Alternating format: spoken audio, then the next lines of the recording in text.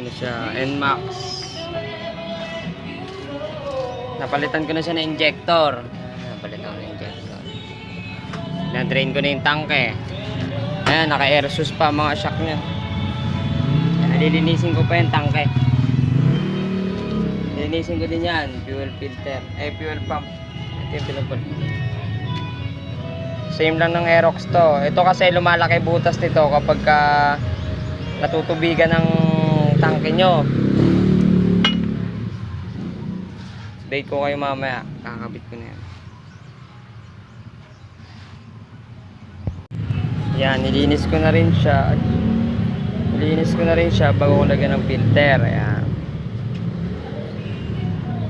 Tapos testingin natin yan kung buo. Tapos? Sige, baba mo muna dyan.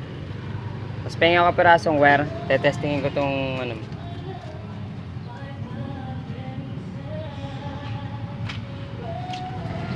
Yan, pinabugaan ko rin yung tangke niya para siguradong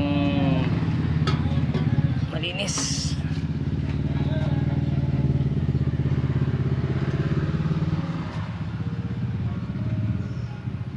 Saglit lang naman to.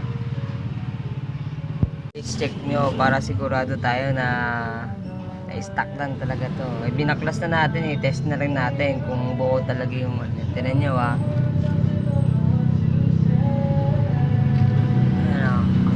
maandar, diba?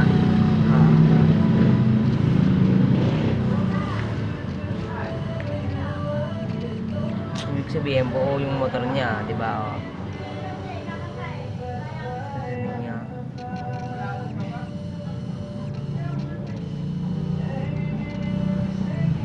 Okay naman, diba? Diyan nyo lang po itetest lagi yung mga ano niya. Okay na po yan. Salpak na natin yan para paandarin na natin. Ibit na natin. Init dito, init. Okay na yan, papaandarin lang naman natin.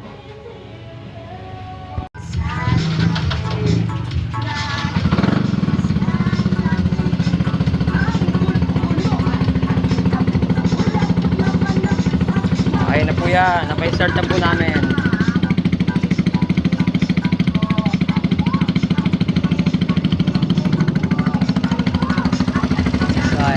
Check engine. Nag-automatic na siya to, no? Oo. Hindi mo na-reset? Hindi.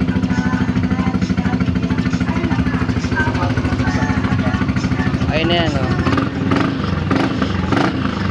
Ang issue lang nito, ni-stock. Tapos, may tubig yung tangke.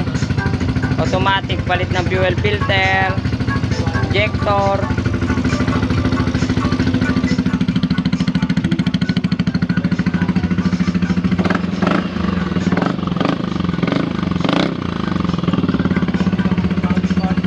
Kakabit ko pa yung mga ayusin ko pa yung airsus. Ayan, airsus naman ayusin namin.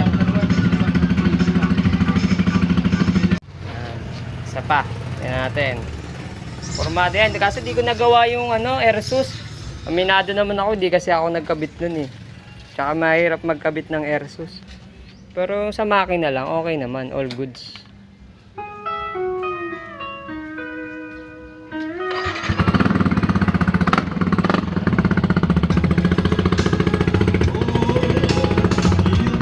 Uwi na tayo, taga-malis pa to, kuya. Sinervisan natin para hindi naloloko ng mga ibang mekaniko.